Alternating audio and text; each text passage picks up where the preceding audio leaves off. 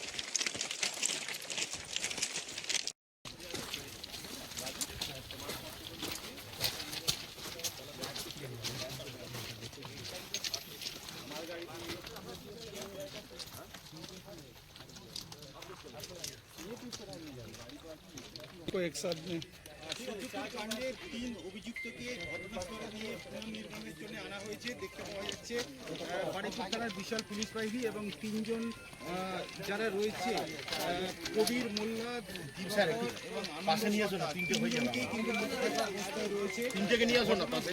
FSL team যেমনটা রয়েছে, CID team রয়েছে। এই জায়গা থেকে এই ঘটনা শুরু হয়েছিল। এই যে রেল লাইন দেখতে পাওয়া যাচ্ছে এবং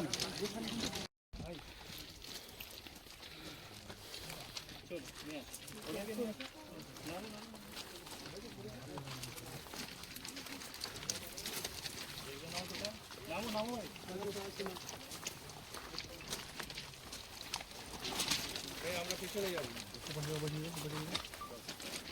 সবাই বেশি লোকজন যাও নাকি?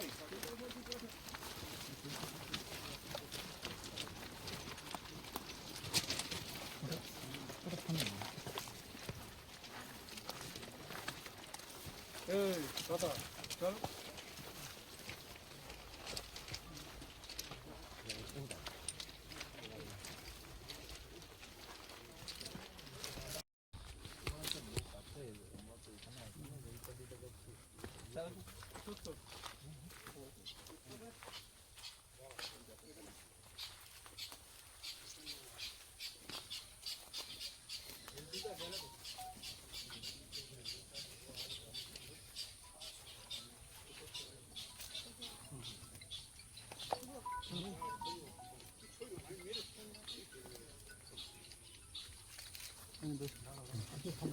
ভিতরে থাকুন,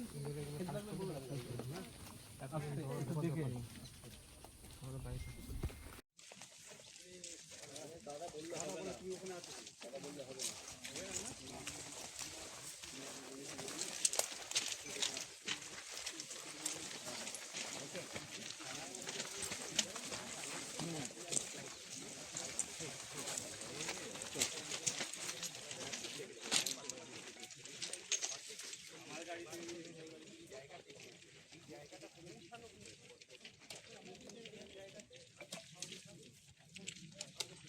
पिताजी